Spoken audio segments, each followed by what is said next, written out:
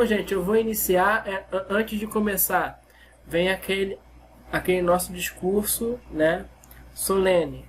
Vocês aceitam nossas condições de compartilhamento, né, serem gravados para poder colocar para os alunos depois. Todo mundo aqui aceita?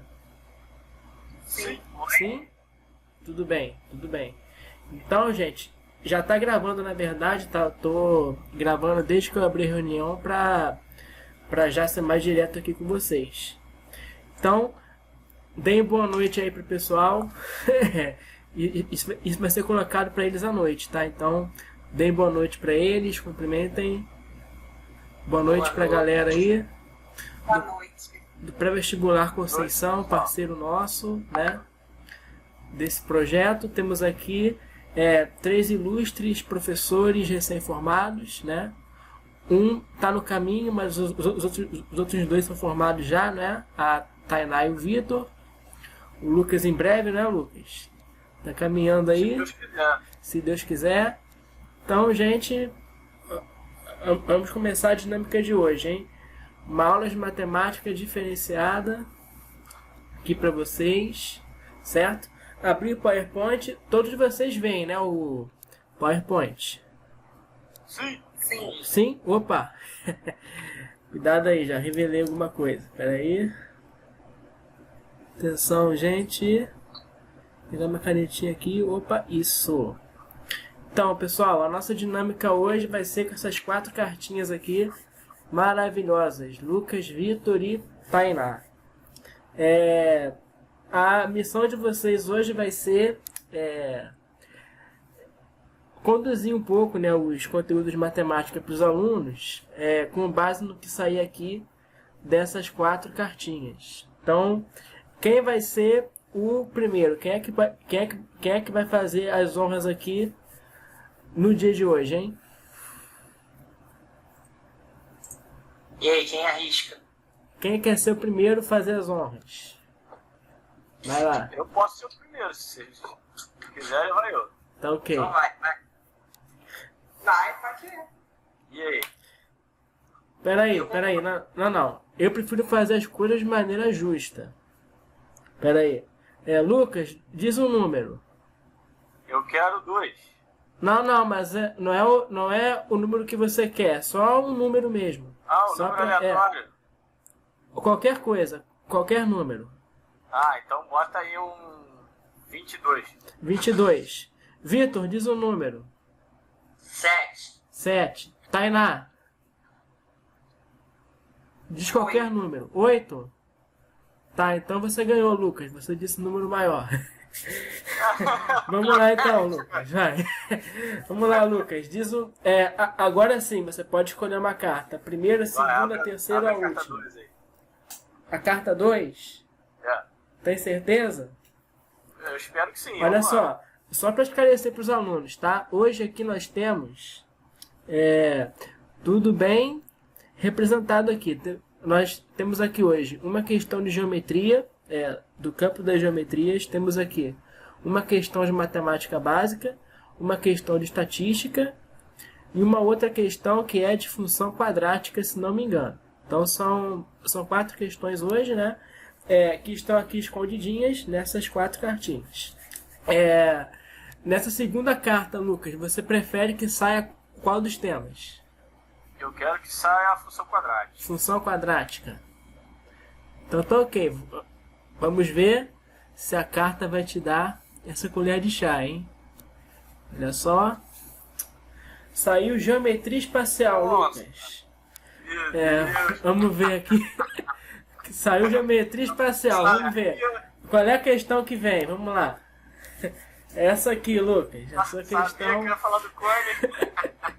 Ai, você sabia, né, que esse ia ser seu tema hoje. Olha que eu deixei você escolher, hein? Ah, já imaginava. Você escolheu justamente a dita cuja, hein? Vamos lá então. O que fala essa questão aqui, Lucas? Uma empresa produz e vende um tipo de chocolate maciço, né, em formato de cone circular. Então olha só, já é uma questão que tem essa figurinha simpática, né, que nós chamamos de cone. É o que você conhece por aquele chapéu de festa, né? Que a gente coloca. É um cone circular reto com as medidas de diâmetro da base, atenção, e altura, né?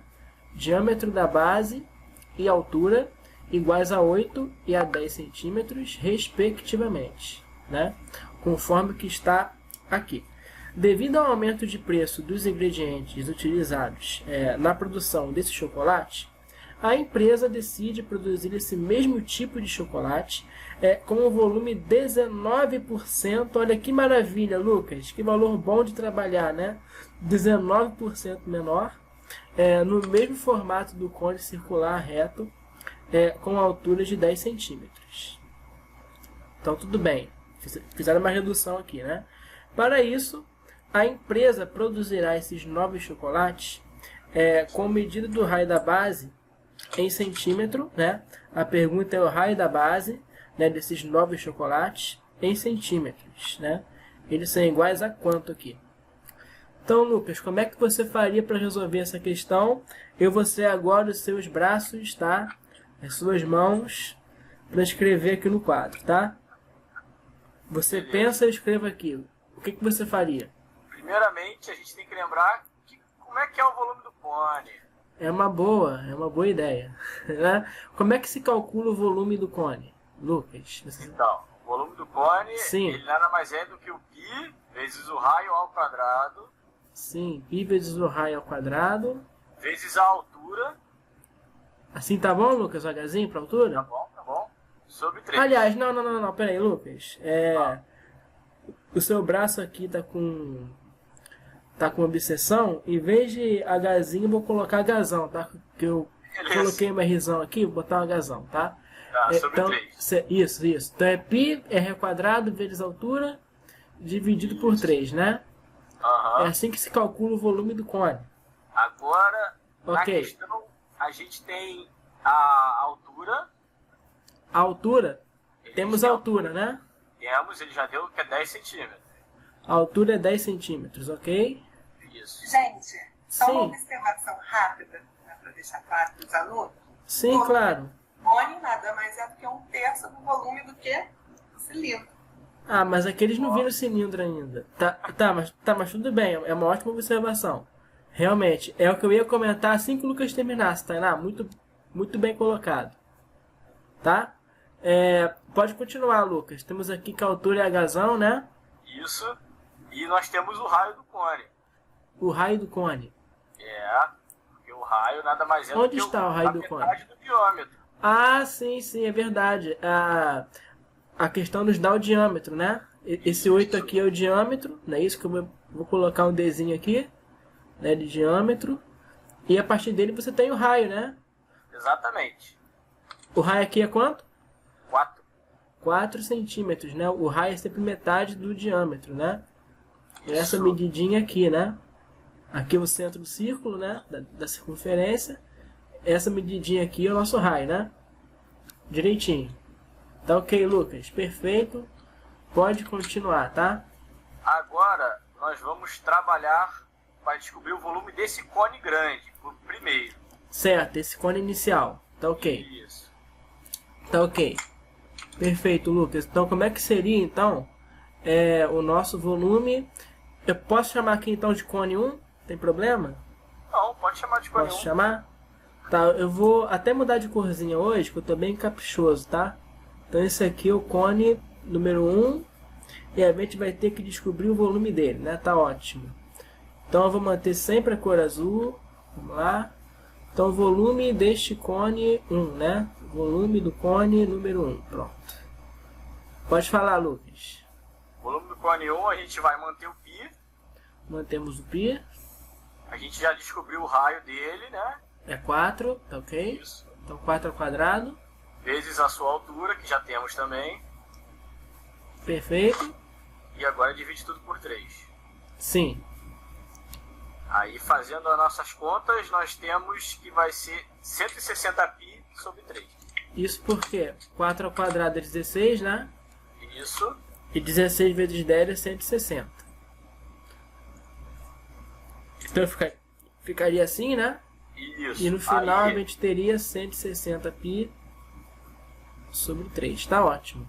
agora a gente tem que ir lá olhar a questão. Ele fala que a empresa decide produzir o mesmo tipo de chocolate com um volume 19% menor. Perfeito. Aí a gente tem que lembrar que 19% a gente pode pensar, 100% é o quê? É 1. Uhum. 19% a gente pode pensar que é 0,19. Você diz isso, né? Isso. 19 sobre 100, não é isso? Exatamente. Pode colocar em forma de fração, né? E aí, resolvendo aqui essa divisão, né? 19 sobre 100. Isso aqui vai dar 0,19. Sim, ok, Lucas. E agora? Então, a gente praticamente vai pegar 1, que equivale a 100%, menos 0,19%. Entendi. Para poder descobrir qual vai ser o volume desse... Qual vai ser a porcentagem, né, correspondente a esse Que é chocolate 19% novo. menor, isso aí. Tá ok. Perfeito. Então, a gente faz 1, né? Isso que equivale a 100%. Certo? Menos 0,19. Tá ok. Isso aqui vai dar o quê? Vai dar 0,81. 0,81. Beleza. E o que significa esse 0,81, Lucas? É o volume do outro cone, que é 19% menor do que esse. A gente vai utilizar esse 0,81 no volume que a gente achou do cone anterior e vai descobrir o volume do cone. Ah, então peraí. Você está querendo dizer então que com essa redução de 19% do volume, o novo cone vai ter 81% do chocolate original, né? Do cone original. Ah, entendi. Então agora a gente faz a mesma coisinha aqui, né? Só que considerando isso agora, né? Como é que fica? Não, a gente já tem o volume do outro cone, agora é só fazer a multiplicação. 160π sobre 3, a gente vai multiplicar por 0,81. Ah, perfeito, Lucas. Perfeito. Tá mais esperto do que eu, então. Então vai ser 160, né? Isso, Pi sobre 3. Pera aí que a sua mão hoje tá com toque. Pera aí, deixa eu ajeitar isso aqui. O que a gente está fazendo é o volume do cone 2, né? O volume que a gente vai obter após a redução, né? Então, o volume do cone, vou dizer que é um cone número 2, né? Aí vai ser 160π sobre 3, né? Que era o original aqui, o cone 1. 81% disso aqui, né? Isso aí. Certo, Lucas? Deixa assim mesmo. E agora? Como é que a gente faz? Agora você fazendo a multiplicação mantendo o π, nós Mantendo vamos achar π. que o volume do cone 2 é 43,2π. 43,2π? Isso. É que a sua mão pensou em outra coisa. Pera, deixa eu mudar. Minha mão quer fazer partes. Ela tá mais rebelde hoje. Então, e que deu π vezes o quê? Deu 43,2π. 43,2π. Então, para ter mais estilo, eu vou colocar o π depois. Espera aí. O π hoje vai atrás. Espera aí. 43,2π, né? Isso. Ótimo, Lucas. Perfeito. E agora, o que a gente faz com isso aqui? Então, agora ele quer saber a medida do raio da base em centímetros. Medida do raio da base, é verdade. Isso Como a que ele gente perguntou. já sabe a fórmula do volume do cone e já temos o volume do segundo cone, só a gente substituir tentando achar o raio agora. Ah, entendi. Uma coisa que a sua mão quer desenhar, Lucas, é o seguinte. Como é que ficaria esse chocolatinho menor? Eu não sei se a sua habilidade de desenho tá boa hoje. Ah, eu acho que tá Mas assim. olha aqui. Vamos ver aqui. Conseguimos o conezinho menor, né? Olha que maravilha, Lucas. Ó, Isso aqui é um cone, sabia? parece um peão. Parece, né? Ninguém diz que isso aqui é um cone. Pera aí, deixa eu ver. Sua mão hoje tá um pouco lenta. Pera aí. Opa. Agora sai, hein? Aí. Dá pro gasto, tá bom. Então, temos aqui o chocolatinho menor que a questão falou, né? Esse chocolatinho, como ele é um conezinho, ele vai ter um raio da base, que eu vou chamar de Rzinho, né? Tudo bem, Lucas? Chamar de Rzinho? Sim, exatamente. Tá ok. E ele vai ter uma altura, que eu vou chamar daqui até aqui eu vou colocar assim mesmo, tá? Daqui até aqui, Hzinho, não é isso? E a altura a gente já tem que é a mesma, é 10 centímetros. É verdade, Lucas, está mais esperto que a sua mão. Então vou colocar aqui 10 centímetros, né? Você já conhece a altura. E para deixar isso bem claro que é o mesmo valor, né? Vou tirar daqui. Vou colocar que é o nosso Hzão mesmo. Pronto. Assim ficamos felizes, né? Tá ótimo. Agora sim, Lucas, pode falar. Agora a gente vai utilizar novamente a forma do volume do cone. Volume do cone, ok. Então vai ser π. Isso, vezes vezes o quê? o R, que a gente quer descobrir. Elevado ao quadrado. Vezes a altura. Que a gente já tem que é 10. Ok. Sobre 3, né? Sobre 3. Sim. Agora igual o volume do cone 2 que a gente já tem, que é 42,2 π. 43,2, né? Isso. Π. E também isso. E agora, Lucas, o que a gente faz? O que a gente vai arrumar Agora, aqui? primeiramente, para ficar mais simples, a gente corta os πs, né? Minha mão já Porque tá é só querendo multiplicação, cortar, né? Dá pra cortar, sim. Mais o quê? Agora a gente vai ter que R ao quadrado vezes 10 sobre 3 é igual a 43,2. Então, 10R ao quadrado, né? Sobre 3 é igual a quê? 43,2. E agora, Lucas, o que a gente arruma? Passa o 3 dividindo, multiplicando para o outro lado, né? Ok, eu vou colocar bem bonitinho aqui para eles. Passando aqui, multiplicando, né? Isso. Quem está dividindo. E aí a gente vai ter... que aqui? A gente vai ter que 10R ao quadrado é o que, Lucas?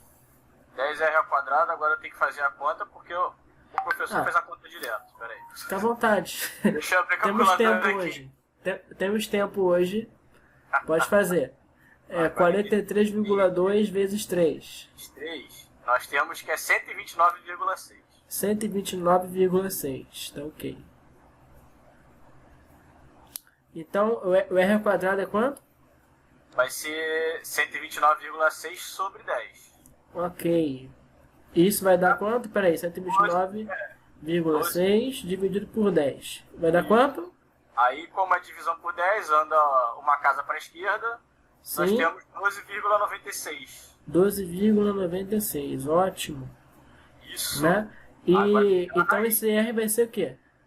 Tirando a raiz, nós vamos ter que o R é aproximadamente 3,6. Certo, então a raiz quadrada disso, né? E isso vai ser aproximadamente quanto? 3,6. 3,6 é aproximado ou exato? Deixa eu ver aqui se é Eu aproximado. acho que é exato, né? Eu acho que é exato também. Vê aí se é exato. A raiz quadrada disso né? Exatamente. 9,6, raiz. Exatamente 3,6. Exatamente 3,6, né? Eu deixei aqui 3,60 por uma questão de capricho, porque uma das opções, né? Exatamente. Tá exatamente assim, raiz quadrada é 3,6, 3,60 centímetros é o raio do círculo novo, ó. Isso aqui mede 3,60 metros. Centímetros, né? Isso. Centímetros. Letra C de sapato, né? Perfeitamente é o nosso gabarito aqui. E que você achou, Lucas? Foi uma questão tranquila? Então, quando eu fui fazer ela, eu achei a questão complicada. Porque, infelizmente, a minha geometria não era muito boa, mas a parte mais complicada foi entender a porcentagem que ele queria tirar. E o que eu pensava era fazer direto 19% do valor, só que não, a gente tem que lembrar que 100% é um e 19% é outro, então a gente trabalha com 81% do cone, não com 19%. É verdade. Essa aí é até uma pegadinha da questão, né? Você considerar 19% e fazer a conta aí, sem considerar que é 19% de redução, né? Então fica 81% do volume, é verdade. Exatamente, esse é o coringa da questão. É verdade. E também, né, essa questão envolvia, lógico, você saber como é que se calcula o volume do cone, né? πr ao quadrado vezes h sobre 3, né? Perfeitamente isso. Eu vou até colocar para eles, né, por uma questão de capricho mesmo, né, é o seguinte, né, temos aqui um conezinho, É isso, resumo da ópera. Olha que lindo, Lucas, o cone. Rzão, H, né?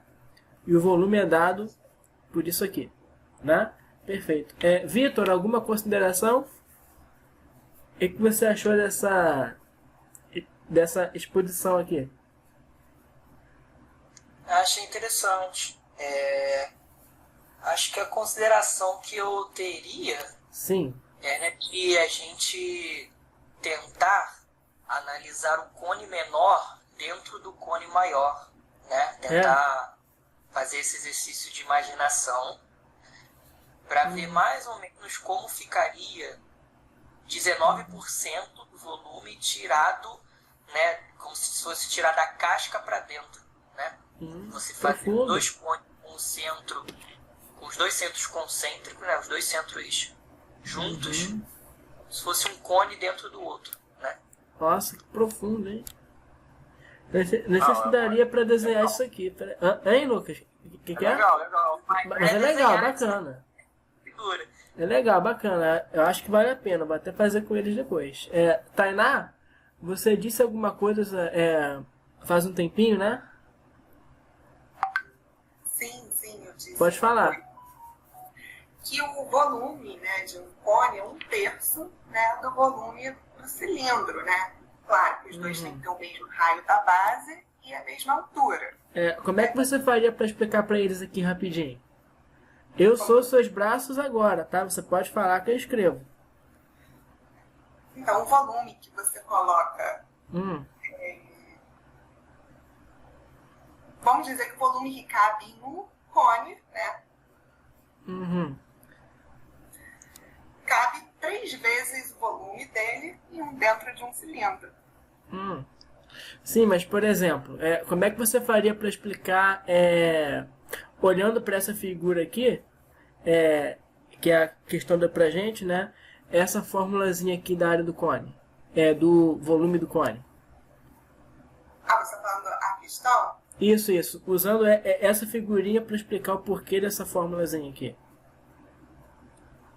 O porquê da fórmula?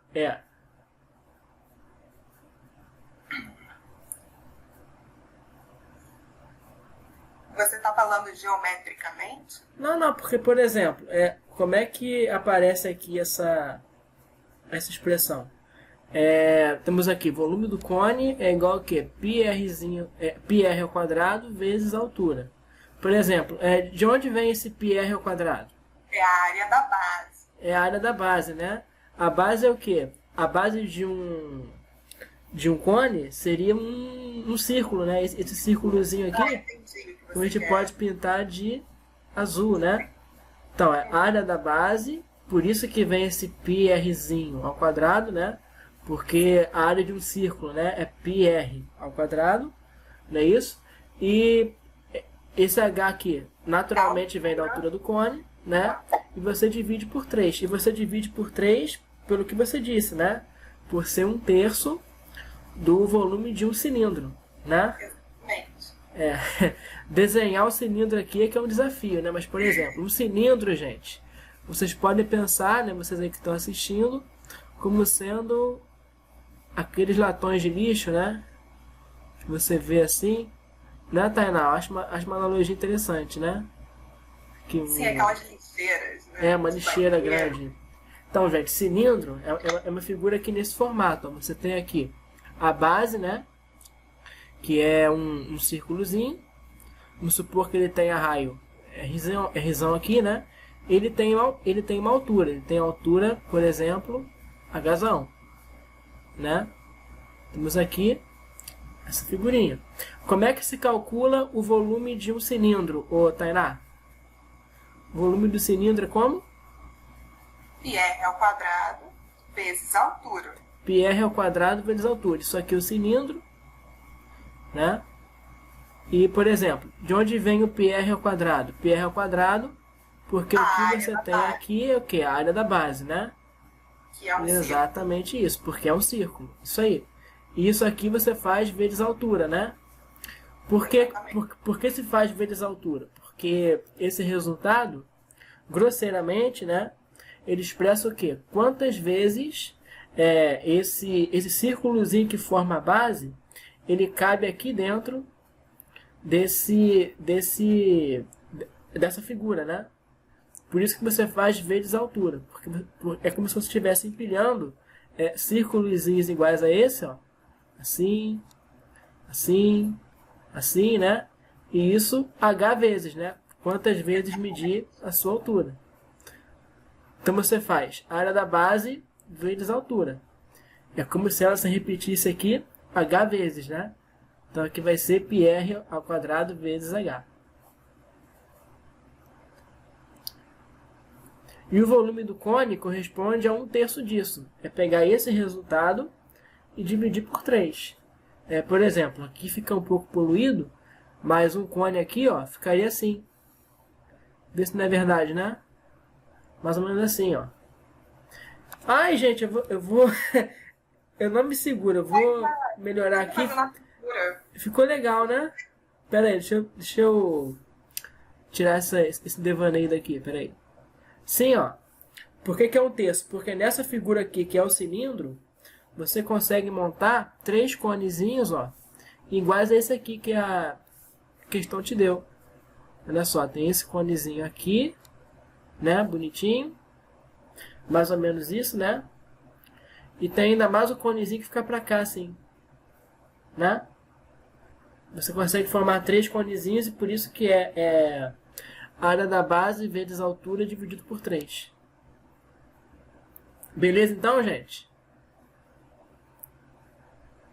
Foi? Foi? Vocês me ouvem? Sim. Tá ok, tá ok. Bom, Sim. Então acho que a gente pode seguir para a próxima, né? Já acabaram isso aqui, epa! Já acabaram isso aqui as nossas considerações, né? Então vamos lá.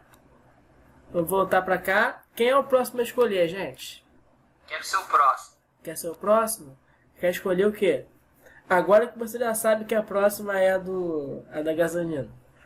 Vai. E tá todo mundo Tá. pegando a que queria. Vai. Escolhe aí então. Qual é que você quer? A3. A 3? Tem certeza? Não. mas Não quer vamos lá. mudar? Não quero mudar. Não quer mudar? Ah, tem a 4 aqui que é boa, tem a primeira. Que ninguém Não, tirou. eu quero a 3. Eu quero a Você 3. quer a 3 mesmo? Tá, Sim. tá bom. Então, não me responsabilizem, você decidiu, tá? Então, a próxima é uma questão de matemática básica, o Vitor. E a questão que você vai resolver de matemática básica é essa aqui. Eu te falei, rapaz, eu te falei. Vamos Entendeu? lá, Eu tentei, né? Vamos lá. Tá. Aqui é a roleta russa dos professores, é isso aí. Vamos lá. O que diz aqui essa questão, Vitor, que você vai resolver hoje? Um automóvel apresenta um desempenho médio de 16 km por litro. 16 km por litro. Um engenheiro desenvolveu um novo motor a combustão que economiza, em relação ao consumo do motor anterior, 0,1 litro de combustível a cada 20 km percorridos. Ok. O valor do desempenho médio do automóvel. Qual é o valor deste desempenho? Como um novo motor em quilômetro por litro, tá ok? E expresso com uma casa decimal. Essa é a pergunta dele. O novo desempenho do automóvel com esse novo motor em quilômetro por litro com uma casa decimal de aproximação. Como é que você faria, Vitor? Pessoal, agora, se você quiser, né? Os seus braços para escrever aqui. Tá, ok. Vamos lá, então. A primeira informação que a gente tem na questão e o automóvel inicial apresentado, ele tem o desempenho de 16 km por litro. Ou seja, a cada 16 km rodados, o automóvel gasta 1 litro de combustível. E isso, sim. ele pega uma proporção, né? Diretamente, uma grandeza diretamente proporcional. Por quê? Porque se ele correr toda vez 16 quilômetros, sempre ele vai gastar 1 litro de combustível. Então fica 16 quilômetros, 1 litro de combustível, 32 quilômetros, 2 litros de combustível, 48 quilômetros, 3 litros de combustível, e assim por diante. Ok. E a próxima informação que a questão diz, ela depende também da informação anterior, porque a gente não tem a quantidade de litros que o novo motor gasta, mas a gente tem de forma implícita, que é o quê? A cada 20 quilômetros, não precisa escrever essa parte ainda não, a cada 20 quilômetros de rodados, né, ele gasta 1/10 de litro em relação ao motor anterior. Só que o que acontece? Não tem como a gente fazer essa comparação do jeito que tá. E isso pode ser considerado até mesmo uma pegadinha, né? Que a pessoa pode dizer, se o motor anterior gasta 1 litro e esse gasta 0,1 a menos, então gasta 0,9. Só que não dá para fazer dessa forma, por quê? Porque se ele está comparando 20 quilômetros, então você tem que colocar a grandeza anterior com um valor de 20 quilômetros para ver a quantidade correspondente de litros que gasta. Interessante. Essa é a parte que dá para fazer de várias maneiras diferentes. Eu vou optar pela regra de 3, mas talvez, se der para fazer, a gente pode tentar fazer por várias maneiras diferentes. Mas, primeiramente, vamos pela regra de 3, que eu acho que é o que todo mundo consegue visualizar de forma mais fácil. Então, a gente tem o seguinte. O automóvel anterior, né, que gasta 16 km por 1 litro, agora a gente tem que analisar quantos litros ele gastaria se ele tiver andado 20 km. Então a gente pode colocar aí nessa tabela 20 km, né, 20 km, e ligar a quantidade que a gente não sabe que vai gastar de litros, né? Dá X litros. Perfeito. Então, só para organizar, né, Vitor? Aqui eu tô falando do desempenho do automóvel inicial, né? Inicialmente com o motor velho. Primeiro automóvel. Então, o desempenho 1, né? Tem a ver com o desempenho 1, né? No caso aqui do primeiro automóvel. Vou tirar isso daqui. Isso. Primeiro automóvel, tá ok. Então a gente tem que 16 km é gasto 1 litro e 20 km vai gastar X litros, né? Então, é uma grandeza diretamente proporcional, porque se eu subo a quantidade de quilômetros, eu gasto mais combustível, então é simplesmente multiplicar cruzado, né? Sim. Aqui então, ficaria o quê? 16x 16x igual a 20 vezes 1, que é 20, né? Ok. Então a gente tem que x é igual a 20 dividido por 16. Para facilitar as contas, a gente pode simplificar em cima e embaixo por 4. Por 4? Isso. Boa ideia. E aqui fica o quê? 5 em cima e 4 embaixo. Então a gente tem o seguinte, né? Como é que se dividiria 5 por 4? O 5, para dividir por 4, a gente consegue dividir com 1 inteiro, né? Peraí. 5 dividido por 4, né? A gente tem 1 inteiro. E o 1 que sobra, a gente parte em 4 vezes, ficando 0,25. Então... sim, entendi o que você quis dizer. Peraí. 5, né? Peraí, entendi o que você quis dizer. Você quis dizer isso aqui, né? Para dividir 5 por 4, peraí. Nós temos um inteiro, né? Um inteiro, e o que sobra a gente divide em 4, dando 0,25. Entendi, perfeito. Aí você tem...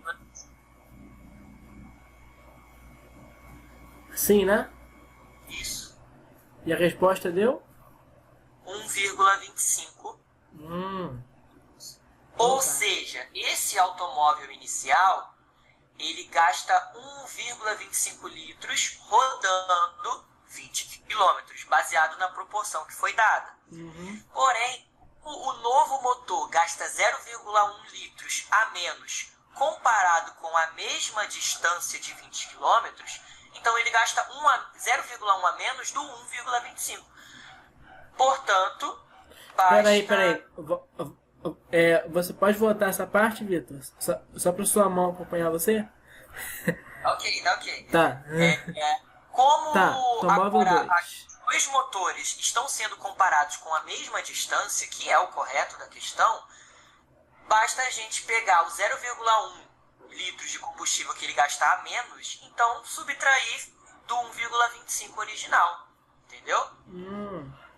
Entendi. Então o que vai acontecer aqui? Peraí.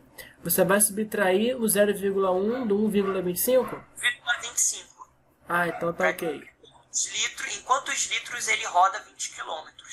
Ah, tá. Então eu faço isso aqui, né? Isso. Tá ok. Então vai ser isso, né? Não, 1,14. Ah, tem razão, Vitor. Tem razão, eu não tinha percebido. Aí vai ser quanto? 1,14? 1,14. Peraí. Aí você então você tem feito de uma maneira diferente. Porque não agora... 1,15 não? Peraí. Não, 1,25 Sim, tá menos aqui. 0,10, né? 0,10. Aí vai ser 1,15. Isso, 15, eu falei 14, tá né? ok, tá então, ok. dois confundindo. Tá 0,15, 1,15, isso mesmo. Ou seja, o novo motor, ele gasta 1,15 litros andando 20 km, o que obedece à economia que a questão deu em comparação aos 20 km do motor anterior. Então, o que a questão pede, né? Ela pede o desempenho na unidade de quilômetros por litro. Se ela diz quilômetro por litro, então basta a gente dividir a quantidade de quilômetros rodados com a quantidade de litro gasto. Então, se ele gasta 20 quilômetros, se ele gasta em 20 quilômetros 1,15 litros, basta dividir 20 por 1,15. Assim, né? Perfeito. Isso. E que vai dar aqui? E aí vai dar mais ou menos 17,39. Mas, como a questão pede em uma casa decimal, a gente arredonda 39 para 40, né? Que ficaria 7,4. O 9 fica mais próximo do número em cima. Dá Entendi. 17,4 km por litro. Ok. Esse é a letra D. Letra D de jeans, né? Isso. Letra D de jeans é a nossa resposta aqui. É o gabarito da questão D, que é do Enem, né? Dá pra perceber que era uma questão do Enem, assim como aquela de geometria espacial, né? Isso. Aí o que eu gostaria de acrescentar seria na parte do cálculo de quantos litros ele gastaria em 20 km, o motor original, né? Se a gente perceber como ele mantém uma proporção diretamente, uma proporção direta, né? A gente pode observar que se 16 quilômetros fazem 1 litro, se eu subo 4 quilômetros, que é 25% de 16, então a quantidade de litros também subiria 25%. Ou seja, 16 para 20, a gente aumenta, num contexto de porcentagem, a gente aumenta 25%, que é multiplicar por 1,25, e o 1 a gente multiplicaria também por 1,25, né? Aumentar 25%. Aí a gente acharia 1,25 da mesma forma. Isso é um dos outros métodos para se fazer quando a gente quer fazer menos conta. Isso aí já é recomendado para alguém que tem uma facilidade maior com números, né? Entendi. O que você quis dizer foi isso, né? Para sair do 16 e chegar no 20 km, a gente aumentou em 25%. Aumenta né? 25%. Ou multiplica por 25, que é a mesma coisa. Entendi. Uma multiplicação por 1,25, é verdade. Aí você faz a mesma coisa aqui, já que é a proporção, né? Isso. Aí você obtém 1,15, né? Não, 1,25. Que ainda isso, não... 1,25. Isso. Tá ok. Isso. Aí você faz a segunda parte, né? Que é descontar aquele 0,1. Aí a parte só que calcula quantos litros ele gastaria com 20 km. O motor original, não o motor oficial.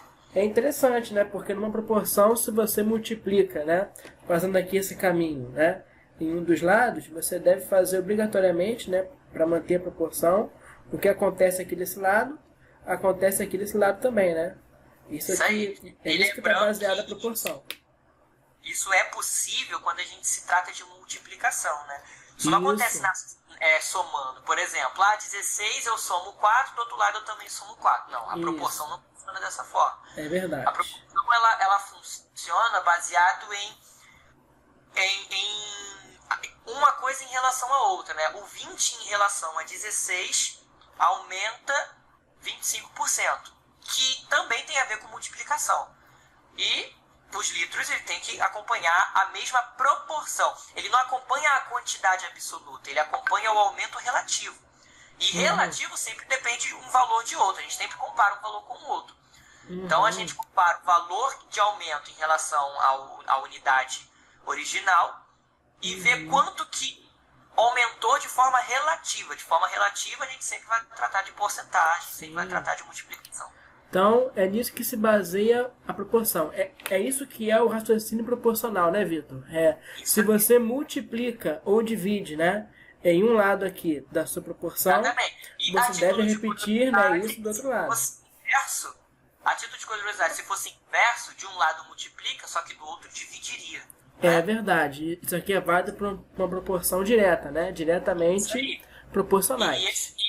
E esse negócio de um lado multiplica, do outro divide, quando a gente faz na regra de 3 e inverte, aí a gente continua multiplicando cruzado, porque essa inversão ela já faz correção da inversa, né? Também tem esses detalhes. Tá Os certo, detalhes, Vitor. se a gente continuar falando, a aula não termina não. É verdade, Vitor, mas é muito importante falar mesmo. O que eu deixaria bem enfático aqui mesmo é essa questão que a gente falou, que o raciocínio proporcional, né, numa proporcionalidade que é direta, isso aqui sempre vale. É nisso aqui que se baseia, né? Se você multiplica em um lado por um valor, você deve, né, para manter a proporção, multiplicar por esse mesmo valor do outro lado. Se eu multipliquei por 2 de um lado, devo multiplicar por 2 do outro. Se eu multipliquei por 1,25 de um lado, devo multiplicar por 1,25 do outro. E assim por diante, né? Perfeito. É interessante que o tema é matemática básica, né? E realmente é básica. A gente fez multiplicações e divisões. Só que olha o tanto de informação que a gente pode obter só do tema matemática básica, né? É interessante. Tem mais uma coisa aqui de matemática básica, antes de ir para a próxima questão que eu queria falar. Foi esse cálculo aqui que você fez, né? Que eu achei muito interessante, o dos 5 quartos, né? Como é que você pensou, né? Como é que a gente pode escrever o que o Vitor pensou, gente, né? 5 sobre 4 é a mesma coisa que o quê? 4 sobre 4, que é 1, né? 1 inteiro. Né? 1 inteiro, mais 1 quarto, né? Somando aqui essas duas frações, né? 4 sobre 4 e 1 sobre 4, são duas frações com denominadores iguais, né? Eu repito aqui. E 4 mais 1 é 5. Então, foi assim que ele chegou nesse 1 mais 1 quarto, gente. Perfeito? Aí ele conseguiu fazer aqui, deu 1,25. Show de bola, né, gente? Tainá, Lucas, vocês gostaram? Sim. Sim, tranquilo? Ótimo, né? Vivendo e aprendendo, né? Tem um nome, né? Que é número misto, né? Fração mista. Fração mista o nome. Tá certo. Vamos voltar então, gente. Foi uma questão inesquecível mesmo. Maravilhosa. Mas agora eu quero saber quem é o próximo a escolher. Aqui. Ô, Matheus. Sim? Eu acho que agora é bom recriar a sala, porque tá faltando 15 minutos. Eu acho que com 15 minutos não dá pra fazer a próxima, não. Eu sei, Vitor. Então, gente, eu vou encaixar agora uma transição pro pessoal que vai assistir gravado, né? E nós voltamos depois dos comerciais, ok?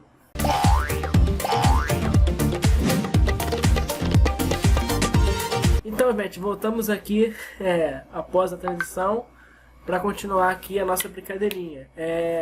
Quem é que vai ser o próximo a escolher? Agora é sobre a né? Hã? Tem eu, né? Porque agora, Tainá, vai acontecer o seguinte: se você for a próxima, você vai escolher uma das cartas e vai ficar sobrando, né? Aí, essa que ficar sobrando vai ser ou do Vitor ou do Lucas. Eles aqui vão decidir. A que sobrar vai ser de quem? Eu acho que o mestre podia fazer, né? O mestre não. Eu aqui tô conduzindo a coisa. Eu aqui sou o apresentador. Não, eu sou o apresentador aqui do debate. Não, eu tô aqui só na condução, só analisando vocês, tá certo? Então vamos lá. Tainá, qual é a questão que você escolhe? Aqui tá na primeira ou na última carta? Vou escolher a primeira. A primeira? Isso. A primeira? Aqui, né? Essa primeira que eu tô com o mouse, né? Isso. Então tá ok. Você acha que tem o que aqui? Qual é a sua expectativa? Que tem uma questão... você quer que tenha uma questão de função quadrática ou uma questão de estatística? De estatística. Tá ok. Então a sua expectativa é que tenha estatística aqui, né? Tá, vamos ver. Tem 50% de chance. E você acertou. Aqui é realmente estatística. Vamos ver que questão é essa. Essa questão aqui, olha só. Bem interessante. Opa! Volta pra lá. Isso aqui já foi feito. Pera aí. Vou voltar. Pronto, agora sim. Qual é a sua questão, Tainá? É essa aqui. Os 100 funcionários de uma empresa estão distribuídos em 2 setores. O setor de produção e o setor de administração. É mais uma questão retirada do Enem, hein? Os funcionários de um mesmo setor recebem salários com valores iguais. Os valores são sempre iguais para quem trabalha no mesmo setor, ok? Sempre iguais. E o quadro apresenta a quantidade de funcionários por setor e os seus respectivos salários. Ok? Tá aqui bem bonitinho, né? Aí a pergunta é sobre a média, né? A média de salário de 100 funcionários dessa empresa. Ele quer saber sobre a média. Certo. Como é que você faria, Tainá? A média de salário. Primeiro a gente tem realmente uma tabela, que aí tem setor, né, de produção e administração. Você aponta aí o mouse aí para eles. Sim, setor de produção, tá bem aqui. E o setor de administração. Funcionários, né, em cada um desses setores. Aí tem 75 funcionários, né, no setor da produção e tem 25 funcionários no setor da administração. E isso totaliza os 100 funcionários, né, como diz ali o enunciado da questão, né?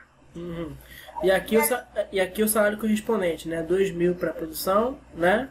2.000 para produção e 7.000 para administração. Perfeito. Que maravilha trabalhar na administração, né? É uma beleza. Nossa, acho que vou mudar de profissão. Pode continuar, Tainá, fica à vontade. Mas, enfim. Aí está pedindo a média dos salários desses 100 funcionários, né? Aí como que a gente calcula a média? A gente teria que somar esses salários e dividir pela quantidade de funcionários. Só que não seria uma média aritmética, né, comum. Seria uma média ponderada. Porque, dependendo do setor, você vai receber um salário diferente. O setor da produção recebe 2.000. O setor da administração recebe 7.000. Então, a gente vai ter que fazer uma média ponderada. Então, escreve a média, né? A média, mas como é que eu faço? Eu escrevo média ou eu coloco uma letra? O que você acha? Escreve média, pode escrever média. Escrever média, tá bom. Média. Ó que o seu trabalho foi feito de estatística, eu sei, hein? Você já fez trabalho de estatística, hein? Sim. Dos salários, sim. Né? Você vai colocar média de S, né, embaixo. Média o quê? De S. De S? Isso. No... Embaixo, como assim? S. S embaixo? Assim? Como... Lembra de... Não tem nas raízes, por exemplo, X1, X2? Sim, sei. Entendeu o que eu quis dizer? Peraí, você pediu para escrever média, né? Isso. Eu escrevi aqui. E agora, o que eu faço? Colocar o S embaixo. S embaixo. É um índicezinho, né? Índice S. Assim? Isso. Sim. A média dos salários. Que é o que nós... então que... agora entendi. Entendeu? Agora a ficha caiu, tá? Isso. Sim. É como que a gente vai calcular? Que seria uma média ponderada. Então a gente tem que multiplicar a quantidade de funcionários, né, do setor da produção pelo seu salário correspondente, que é 2.000. Então, você pode fazer 75 vezes 2.000. Sim, né? Isso. Poderia ser o contrário também, né? Porque a multiplicação, a ordem dos fatores não vai alterar o produto. E agora a gente vai somar. Aí a gente tem que multiplicar 25 vezes 7.000. Porque tem 25 funcionários que recebem um salário de 7.000. Uma maravilha de salário. Uma beleza. Aí, a gente tem que dividir pela quantidade total de funcionários, que é 100. Tá certo. Beleza? Ok. Agora fazendo os cálculos, o que a gente vai ter? Se a gente for fazer... Peraí, Tainá. A sua mão tá com um pouco de toque hoje de novo. Peraí, deixa eu ver. Em vez de escrever 100, vou colocar aqui 25 mais 75. Sim. Tá, Mais pode ser? 75. Beleza. Não, peraí, eu tô com mais toque ainda. Peraí. Tô com mais toque ainda, Tainá. Vou fazer o seguinte. Vou escrever aqui, só pra ficar legal, ó. 75. Eu vou seguir a mesma ordem. 75 mais 25. Pronto. Ótimo. E agora? Ficou o quê? Agora fazendo os cálculos, né? Se a gente for multiplicar 75 por 2.000, a gente vai encontrar 150 mil. 150 mil? 150 mil. 150 mil. Tá. Mais o quê? 150 mil. Mais, aí quanto que dá o cálculo? 25 vezes 7.000 vai dar 175 mil. Ah, sim. Ok. Certo? Dividido por 100, né? Que é 25 mais Dividido por 75. 100. Que é o total de funcionários, né? Isso aí é a média. Total Tá. de funcionários, né? Que o enunciado já nos dava essa informação. Ok. Sobre os cálculos, né? Por exemplo, a gente precisou fazer 75 vezes 2.000. A gente também poderia ignorar os zeros, né? Poder multiplicar 75 por 2 e depois adicionar 3 zeros. Ah, sim.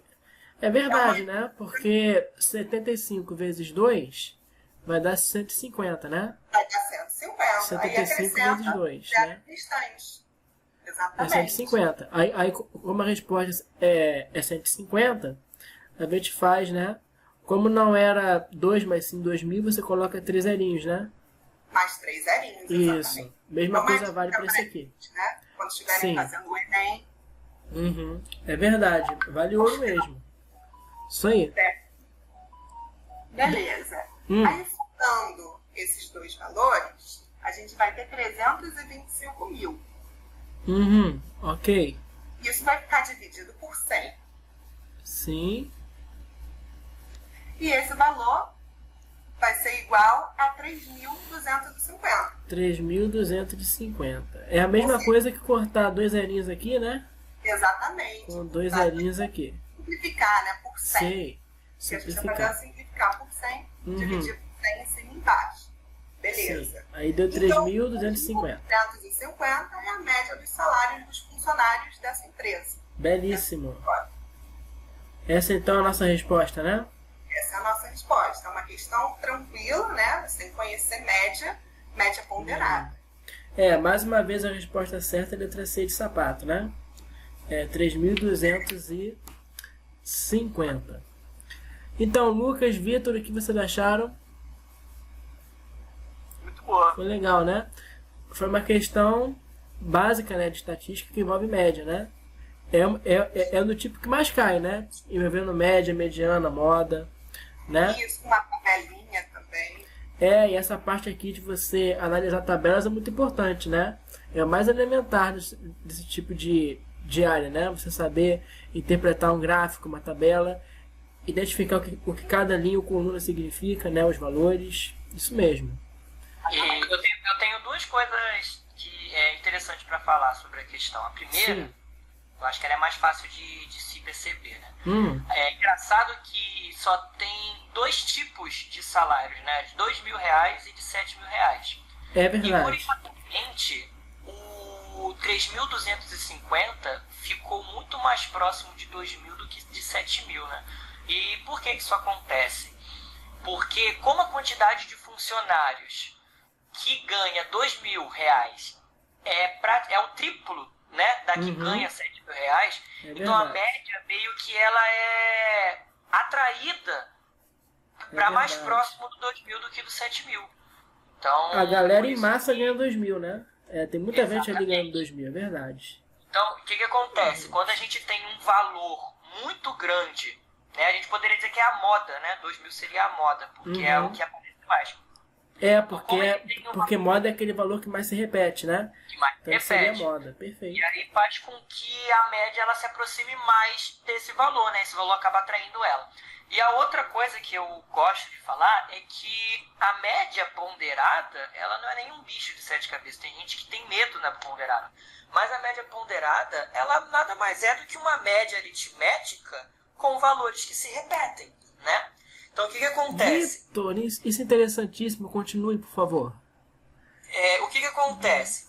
O que significa 75 funcionários terem um salário de R$2.000? Significa que se você fosse fazer uma média aritmética normal, você teria que escrever o 2.000 sendo somado 75 vezes. Então, você teria uma média aritmética com muitos termos repetidos desnecessariamente. E muita gente já sabe, né? Quem não sabe já deveria saber, que está estudando matemática, que somas que se repetem, elas podem ser simplificadas pela operação de multiplicação. Aí você faz 75, né? Isso aí, é o 2.000 somado 75 vezes, que nada mais é do que 75 vezes 2.000, ou 2.000 vezes 75, né? Como a Tainá falou, a ordem, tanto na soma quanto na multiplicação, não altera o resultado, se você inverter. E, obviamente, aplicando a mesma lógica com os 25 funcionários que ganham R$7.000, você teria somado, junto com os 75, 2.000 de cima, você teria 25 números de 7.000 sendo somados. Então, por que na média ponderada a gente soma os pesos? Porque os pesos nada mais são do que a informação de quantos termos estão sendo somados, né? Quantos dados estão sendo somados. Então, você tem 75 dados de 2.000 sendo somados e 25 dados de 7.000 sendo somados. Se você fosse escrever manualmente 75 2.000 e 25 7.000, vocês não teriam que dividir pela quantidade de termos? Qual que é a quantidade de termos? Ora, se eu tenho 75 2.000 e 25 7.000, então a quantidade total de termos é 100, o que nada mais é do que a soma dos dois pesos, né? 75 e 25. Não é um bicho de 7 cabeças. A média ponderada nada mais é do que uma simplificação da média aritmética. E é isso. E tenho dito, né, Vitor? Foi bem direitinho isso mesmo. É isso aí. Eu até coloquei aqui para eles, ó, tô terminando aqui, de escrever o que você disse, na verdade, né? Que é o seguinte, o que ele falou pra gente, que você pode fazer, né? A média é uma só. A média ponderada nada mais é do que uma outra forma, né, de você escrever uma média comum. Não é isso, Vitor? É uma outra maneira de escrever a mesma coisa, né? Quando você tem somas de valores repetidos. Por exemplo, se você fosse resolver aqui, né, você realmente vai ter que fazer. Se eu tenho 75 pessoas ganhando 2.000, na média, né, que é a soma de todos os salários divididos por 100, você vai ter o salário 2.000 sendo somado 75 vezes. E o salário 7.000, ó, que está bem aqui desse ladinho, sendo somado 25 vezes, dividido pelo total de funcionários. Se eu tenho 75 que ganham 2.000 e 25 ganhando 7.000, eu vou ter 100 funcionários no total. Por isso que aqui na média eu vou dividir por 100, né? E por isso também, né, que a média ponderada é assim. Por quê? Porque você encara aqui esse 2.000 e 7.000 como pesos, né, que são os valores que se repetem, e divide pela soma dos pesos, né? Isso por quê? Porque a soma dos pesos vai dar o total de funcionários, não é isso? O total de gente que trabalha ali, né? O 75 e o 25 seriam os pesos aqui dessa média ponderada, né? Os valores que multiplicam os números que se repetem. Perfeito, Vitor? Gostou? É isso aí. É isso aí mesmo, né? Então tá ótimo. Vamos voltar aqui então. O que foi que você achou, Tainá? Vou voltar? Gostei muito da complementação dele, né? Então, sobrou essa, gente. Que vai ser de quem? Vai ser do Lucas ou do Vitor? Gostei aí. Pode ser do Vitor? Tá ok. Então, Vitor, você vai resolver uma questão, como eu tinha dito no começo, né? Foi o tema que sobrou. É função quadrática. Essa questão, você veja que é uma questão que não tem opções, né? É uma questão discursiva. Isso por quê? Porque ela foi retirada da segunda fase da prova da UERJ. Não sei se vocês sabem, mas no pré-vestibular Conceição, a gente tem muita gente ali que faz a prova da UERJ, que é aprovado, né? Se não me engano, eu acho que ficou entre as maiores aprovações aqui desse pré-vestibular. Foi para a UERJ, eu acho que ano passado. Então eu tirei essa questão de lá da prova de segunda fase e ela fala o seguinte, ó. Olha só, Vitor, o que caiu para você, né? O que acabou caindo para você. Seja f uma função de domínio A e o conjunto imagem Bzinho que tem esse formato aqui. Os elementos de A são números positivos, sempre positivos, e para todo x pertencente a esse conjuntinho A, né, f de x é igual a isso aqui. Então, ele quer saber duas coisas, f de 4 e quem é esse conjunto A. Como é que você faria, Vitor? Então vamos lá, isso daí basta a gente pensar no conceito do que é função, não é mesmo? Sim. Então, se você puder aí começar desenhando dois conjuntos em formas de elipse, né? Uhum. Olha que bonito, que é a gente. definição de função, né? A função nada mais é do que uma lei, né?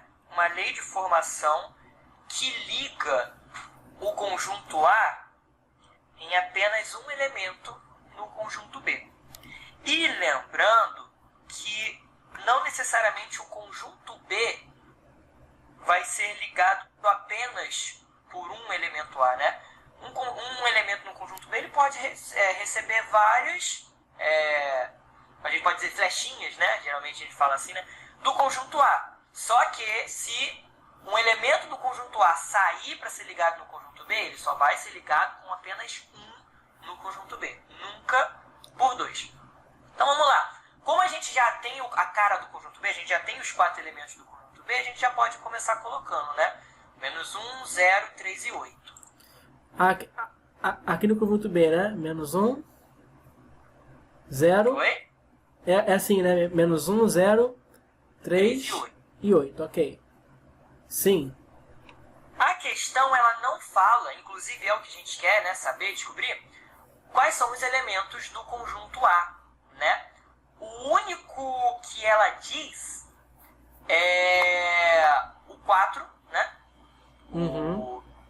Que o 4 pertence ao A, e ela pede para calcular quanto que é f de 4. Uhum. Então aqui tem o 4 já, né? Pode colocar aqui. O 4 aqui faz parte. Uhum. Então, se ela está pedindo primeiramente para calcular o f de 4, é só fazer o quê?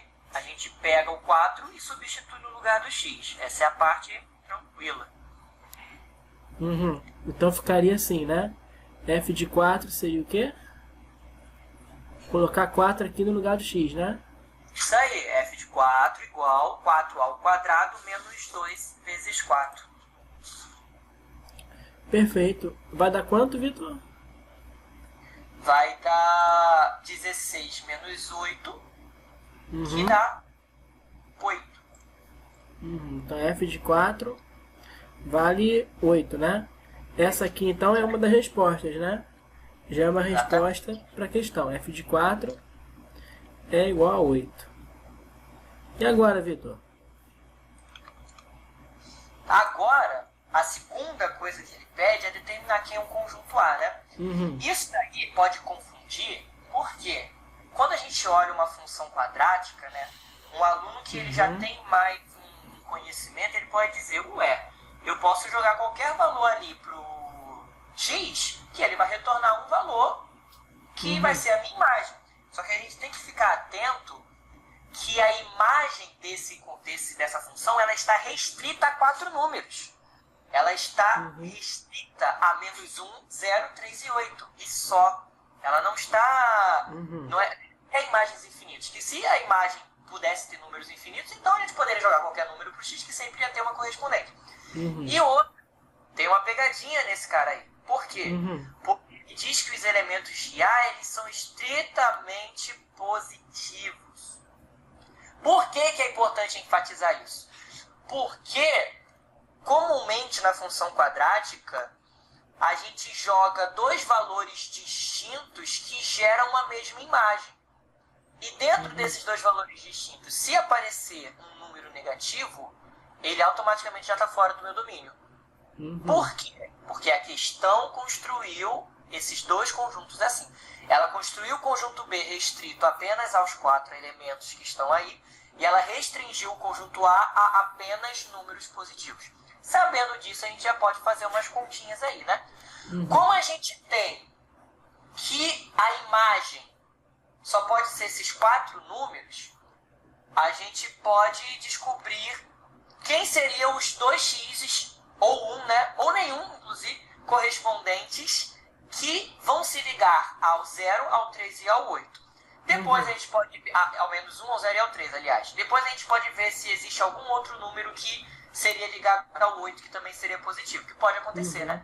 Pode acontecer de 2 números positivos se ligarem ao 8, e ambos os números ficariam dentro do domínio. Então vamos começar pelo mais fácil, né? Vamos começar pelo 0. Então por que o 0 seria o mais fácil, né? Qual número que eu jogo nessa lei que resulta em 0? Vamos montar. Vamos primeiro começar com x ao quadrado menos 2x à esquerda, que fica mais fácil, né? X ao quadrado menos 2x igual. Aí quem seria esse 0? A imagem f de x, né? A gente está forçando a função a ter imagem 0 para a gente descobrir qual é o valor de x, né? Como essa equação é do segundo grau, mas ela é incompleta, no caso c igual a 0, a gente pode, em vez de aplicar Bhaskara, pode aplicar Bhaskara, mas eu acho desnecessário, a gente pode colocar o x em evidência, ficando x vezes x menos 2. Por que isso? É só a gente pensar que se a gente fizesse a distributiva, a gente voltaria ao resultado anterior. E por que é mais fácil fazer dessa forma? Porque transformando uma multiplicação que dá 0, obrigatoriamente um dos 2 fatores precisa ser 0. Inclusive poderia ser os 2 ao mesmo tempo, mas não é o caso, né? Então, quem nesse caso pode ser 0? O próprio x, ele poderia valer 0, ou o fator x menos 2 teria que ser 0.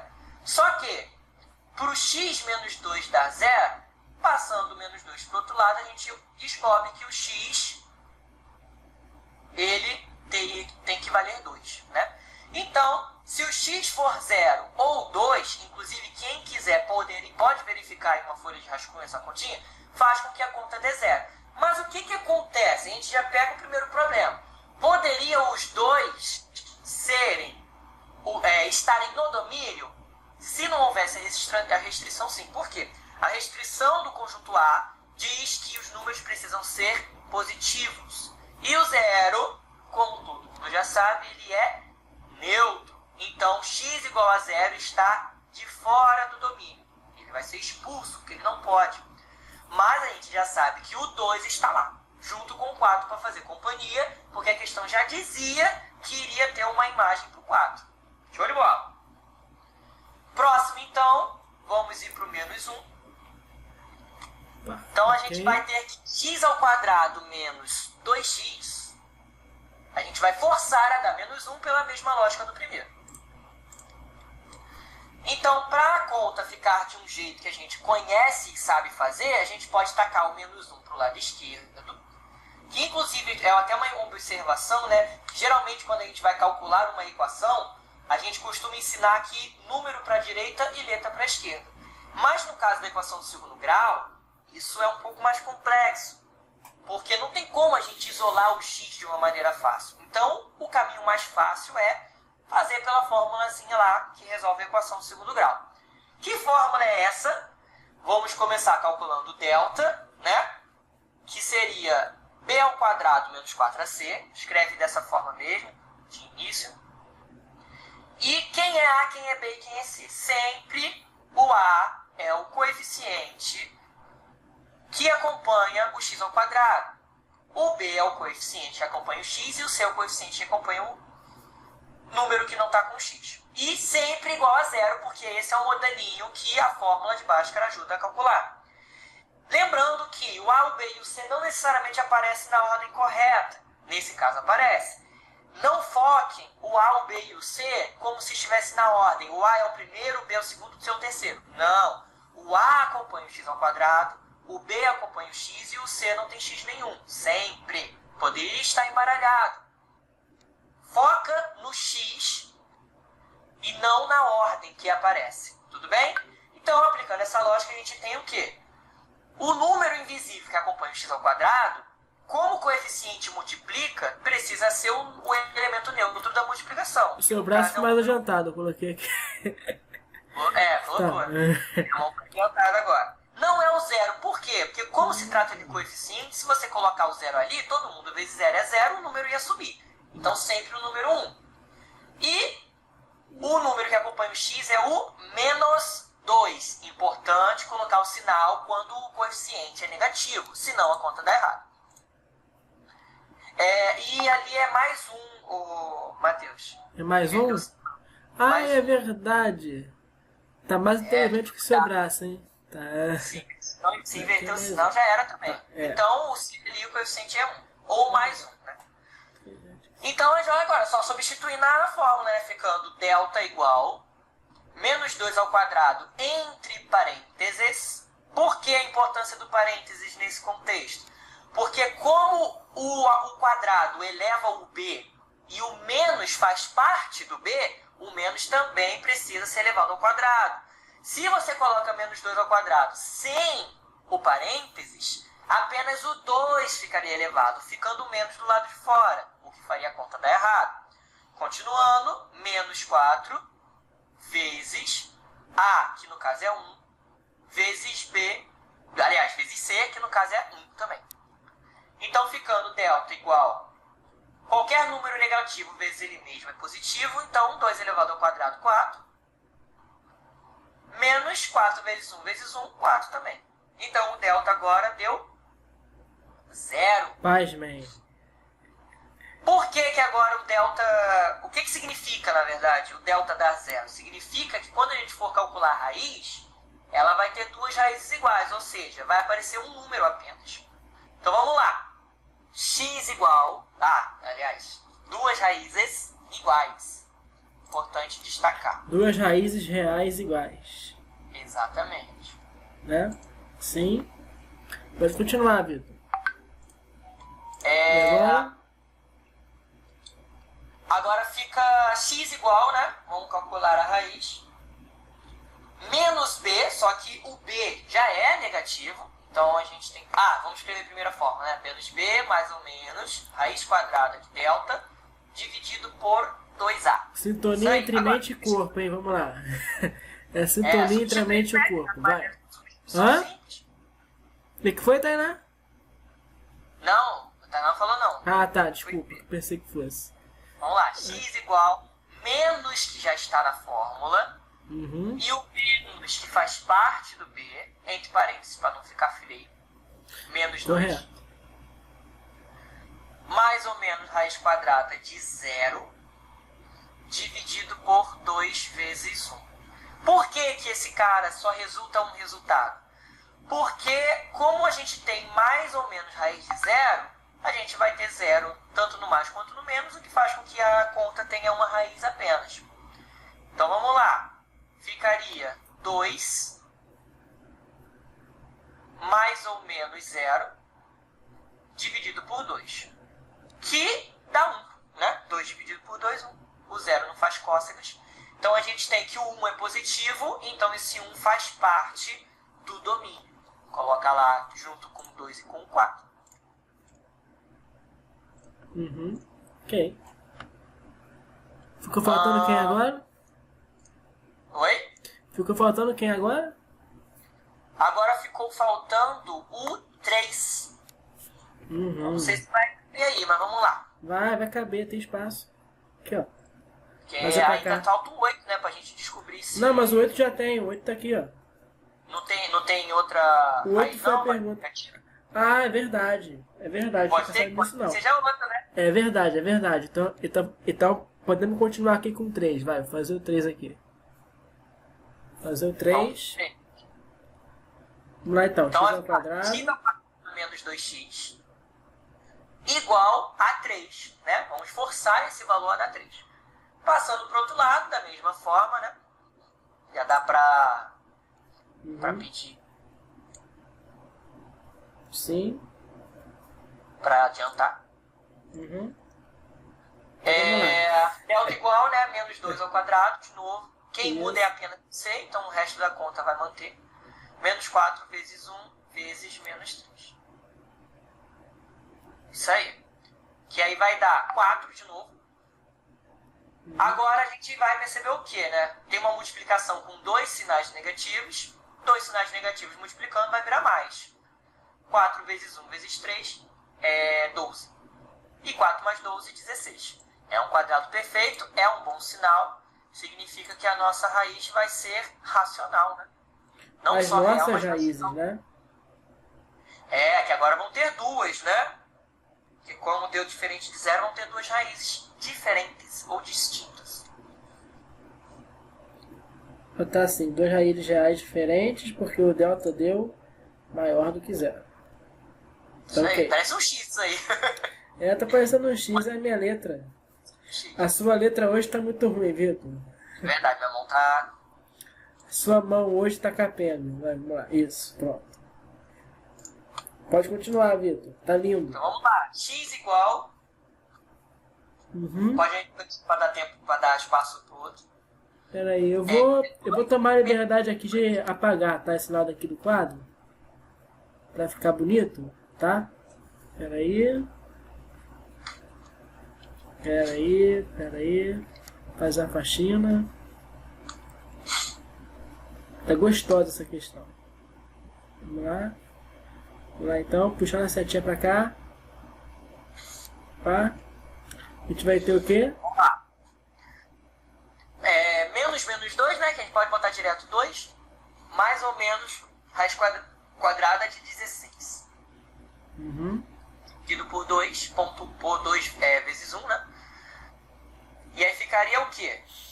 Vamos dividir agora já, né? Uma para um lado, uma para o outro. Sim. Aí, Ok. calcular primeiro a qual mais. X igual... Você 2. prefere x' ou x1? Pode ser x1. Tá. Sim.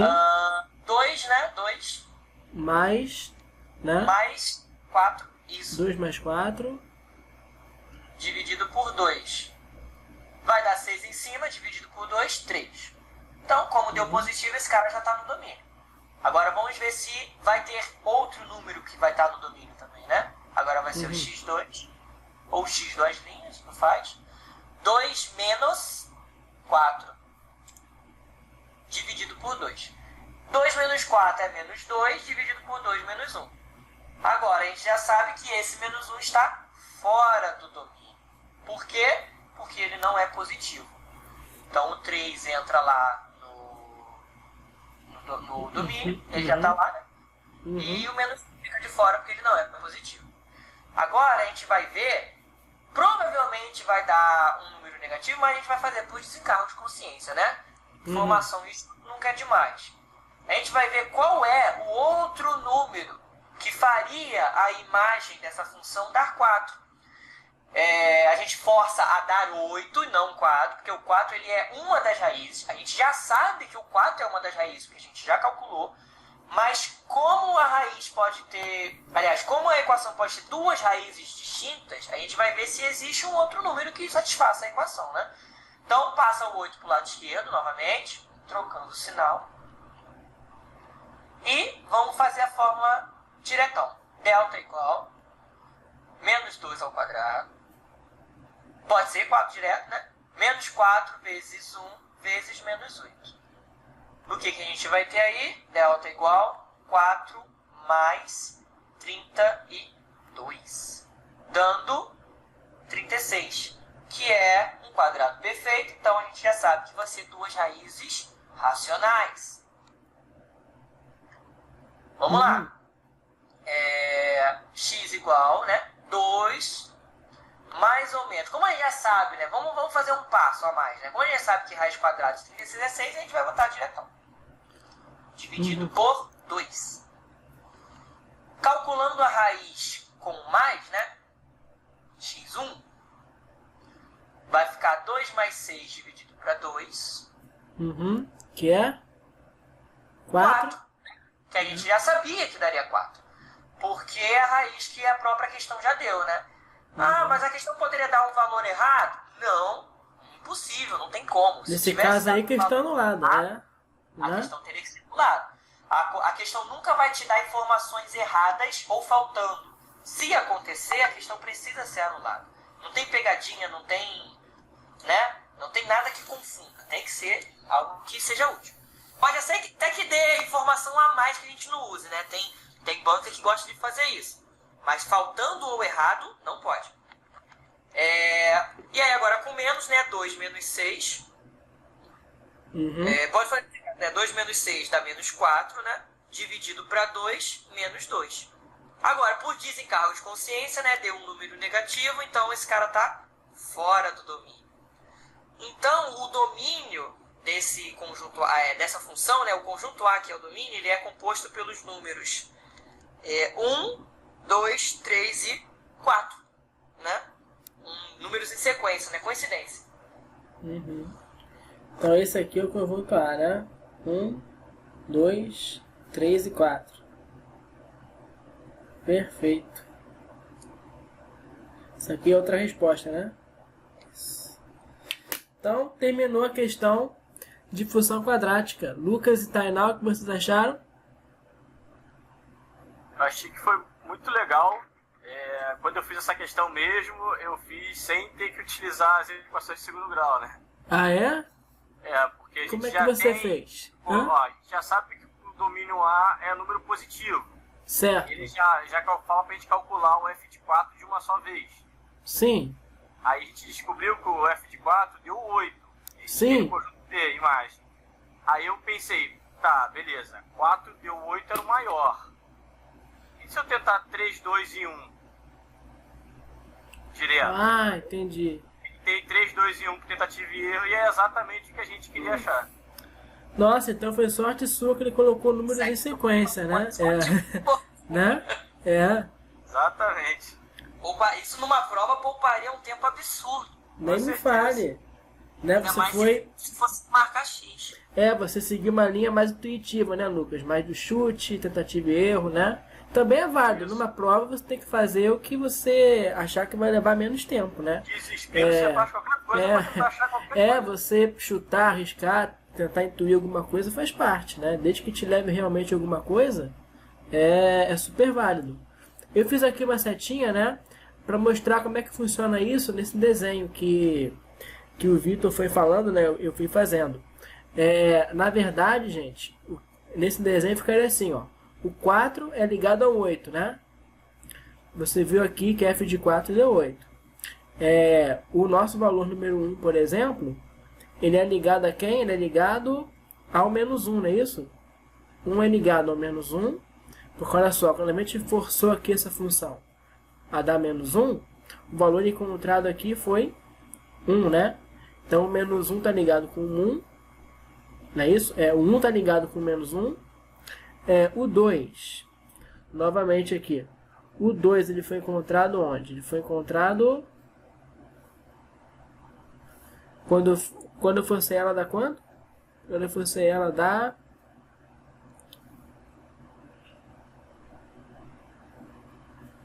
3, né? Isso aqui eu...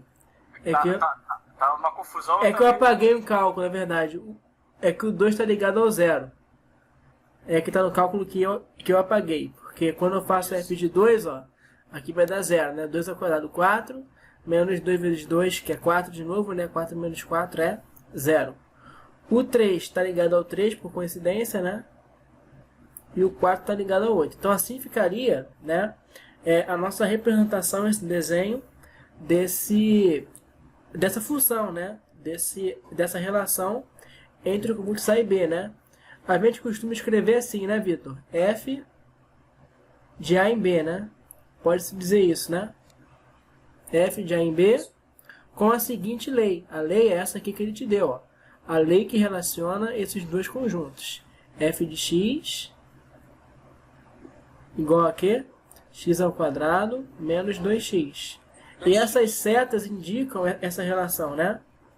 F de x é o que está por trás aqui dessas setas aqui em azul. Tudo bem? A gente diz, né, como é F de A em B, sempre esse conjunto aqui é o conjunto de entrada. Ele contém os valores de x, né? Ele é chamado de, como disseram aqui, né? Ele é chamado de domínio da função. E o conjunto B é o conjunto de saída, não é isso? É o conjunto em que nós chegamos ao final. Não é isso que foi dado aqui pra gente. E ele é chamado de contradomínio, não é isso, Vitor? Tem uma diferença muito sutil entre contradomínio e imagem, né? Nesse caso aqui não tem diferença porque a gente considerou aqui, né, o conjunto que foi dado. E ele obrigatoriamente contém todas as imagens. O que seriam imagens? Seriam os resultados aqui dessas continhas aqui maravilhosas que nós fizemos, né? Por exemplo, f de 4 deu 8. Então, 8 é a imagem de 4. 4 elevado ao 8, né? F de 2 deu 0. Então, o 2 elevado ao 0. 0 é a imagem de 2. Assim como o 3 é a imagem do 3, né? E assim como o menos 1 é a imagem do 1, né? Porque o 1 é elevado em menos 1. Tudo bem, gente? Então, olha só. Esse conjuntinho aqui, formado pelos valores aqui do conjunto B, a rigor, ele é o conjunto imagem. Mas a gente pode definir aqui ele como sendo contradomínio também. É uma diferença sutil nesse caso aqui. Mas eu não vou me alongar tanto, eu acho que não compensa, né? Nesse caso aqui, eu acho que tá bom assim mesmo. Mateus, o que é que vocês acham? Uma consideração? Sim. Sobre a questão, né, em si. É uma questão de prova, né? Que realmente, vocês sabem, né, que uma prova tem um tempo, né, para resolver. Sim. Certo? Correto. Então, uma outra opção é, ao invés de resolver, né, as equações do segundo grau, é utilizar a soma e produto para encontrar esses valores, né? Ah, é verdade. É verdade. Domínio, correspondentes, né, Sim. àquele conjunto de imagens. Funciona. A fórmula de Bhaskara, ela é mais geral, né? Você pode usar em qualquer situação. Soma e produto pode ser que você demore um pouco para fazer, né? Se você não for bom de cálculo mental, pode ser que demore um pouco, né? Sim, sim. É verdade. Mas ali facilita, porque o coeficiente A, né, da nossa função é 1. Então, não é tão difícil de perceber, né, quais são os números que somados dão determinado valor e multiplicados dão outro valor. Tem casos em que é mais fácil perceber isso, tem casos em que não é. O que você quer? Você quer mostrar pelo menos um exemplinho para eles? Podemos pegar, por exemplo, não sei se essa dá, peraí. Poderia. Deixa eu ver, soma... Ah, sim, esse dá. Esse dá, ó. Esse aqui é perfeito. Só rapidinho, né? Só para terminar, fazer só com esse aqui, por exemplo, né? Vamos fazer num lugar reservado aqui. Peraí. Vou fazer esse espacinho aqui do meio.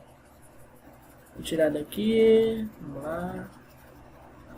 Fazer a limpezinha.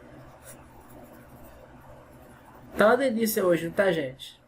Tá gostoso. Acho que eles vão se divertir com isso aqui. Vamos lá. É só. Vamos colocar ela aqui de novo. Só para eles verem. Tá, Tainá? Só para eles entenderem você. Pera aí. X ao quadrado menos 2x mais 1. Isso aqui é igual a 0. Como é que você faria aqui por soma e produto, Tainá?